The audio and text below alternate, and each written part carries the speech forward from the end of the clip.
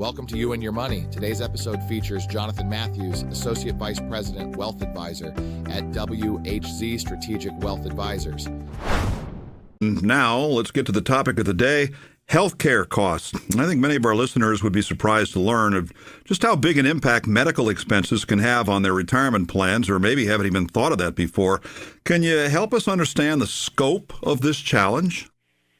Absolutely, Wayne. So we already know healthcare costs are high for everyone these days, but healthcare costs during retirement can present an even bigger financial challenge, and that's something that catches a lot of people off guard. We're not talking about regular doctor visits and prescriptions here. You've got to think about long-term care, dental, vision care, things that Medicare doesn't cover, insurance premiums, unexpected medical needs. All those things are bound to crop up, all while living on a fixed income. That uncertainty does sound pretty daunting. It can be, yeah. And what makes it particularly challenging is the unpredictability of it.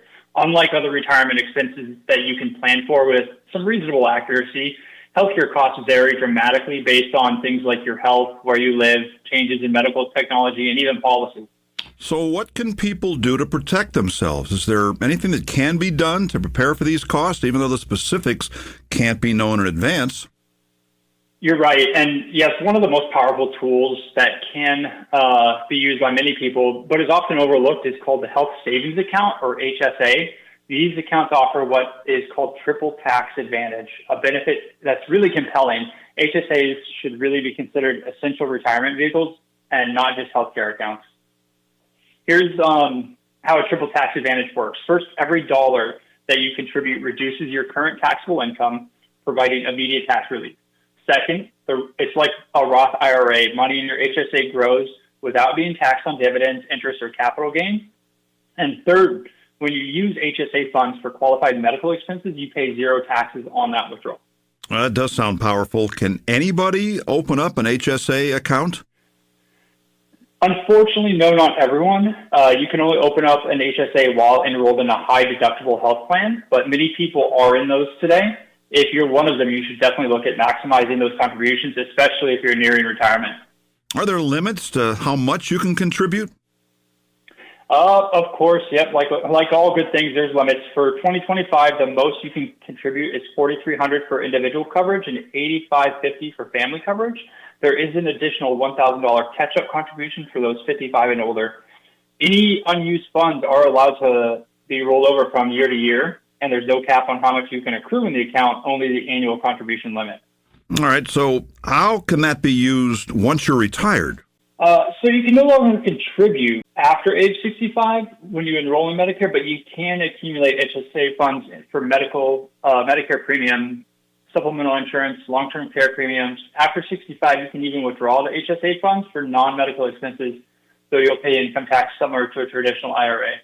Well, that's great, but what about folks who are planning to retire before they become eligible for Medicare at 65? That seems like it could be a really expensive gap to bridge. You're absolutely right. That period between the employer-sponsored health care insurance and Medicare eligibility can be financially treacherous. Individual health insurance premiums can easily cost $1,500 to $2,000 per month or more for that comprehensive coverage that people are often looking for. But there are strategies to help manage those costs. Here in Connecticut, for example, there's a Connecticut Premium Tax Credit Program. If you're a Connecticut resident with household income below certain thresholds, you can qualify for the premium tax credit. That can significantly reduce your monthly insurance costs. It's a program that can provide coverage for less than $5 per month in qualifying situations. There's also COBRA continuation. A lot of people will consider that, which allows you to maintain your employer's group health plan for up to 18 months after retirement. While it's typically pretty expensive, it's sometimes more cost-effective than the individual market plans, especially if you have some ongoing medical needs. And then once Medicare kicks in at 65, people are all set, right? Well, Wayne, Medicare provides important coverage. It's not comprehensive. The original Medicare doesn't cover things like dental, vision, hearing aids. It's got significant gaps in long-term care coverage. Medicare supplemental insurance and Part D is the prescription drug coverage that has additional costs to consider. Those with lower incomes, there's programs like the QMB, which is the Qualified Medicare Beneficiary. It can provide additional assistance with Medicare costs. If Medicare doesn't fully meet your needs, Understanding your state's Medicaid programs can provide that important backup coverage option. And with all these healthcare policy changes we keep hearing about, how should people be thinking about planning for the future when the rules seem to keep changing? That's another great question. We're seeing potential policy changes that could impact retirement healthcare planning. Things like proposed most favored nation pricing policies that could affect prescription drug costs, ongoing healthcare reform discussions that could reshape Medicare insurance markets. While we're having an HSA, it can be helpful. It may not be enough. And that really underscores the importance of having a comprehensive financial plan. I always recommend working with a financial professional who can help you adapt your healthcare savings with an overall financial strategy as that landscape changes.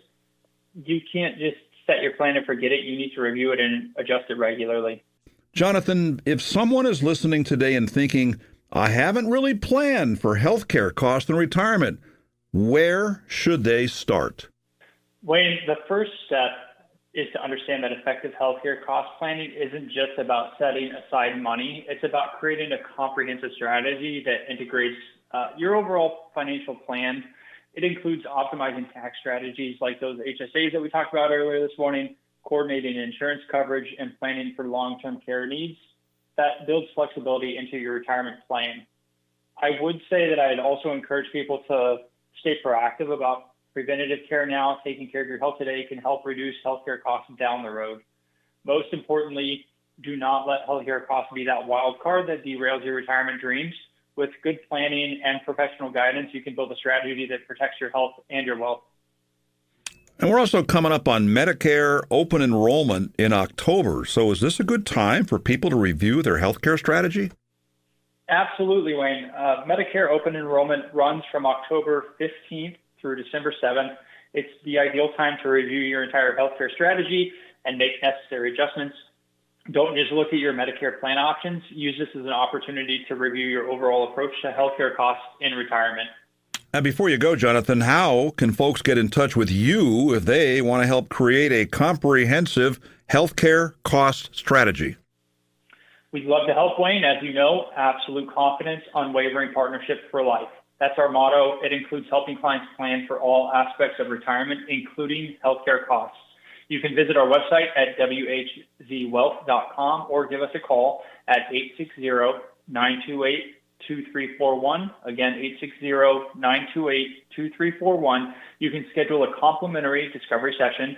We'll help you create a strategy that provides confidence about your financial future, all of your retirement planning. It includes all of those healthcare expenses, everything. For more information regarding wealth management and customized financial planning with WHZ Strategic Wealth Advisors, please visit whzwealth.com. WHZ Strategic Wealth Advisors offer securities and advisory services through Commonwealth Financial Network, member FINRA SIPC, a registered investment advisor. Fixed insurance products and services offered through CES Insurance Agency. They practice at 697 Pomfret Street, Pomfret Center, Connecticut 06259 and 392A Marrow Road, Tolland, Connecticut 06084. They can be reached at 860-928-2341. WHZ Strategic Wealth Advisors do not provide legal or tax advice. The tenured financial services team strives to support clients in achieving their financial life goals while providing absolute confidence and unwavering partnership for life.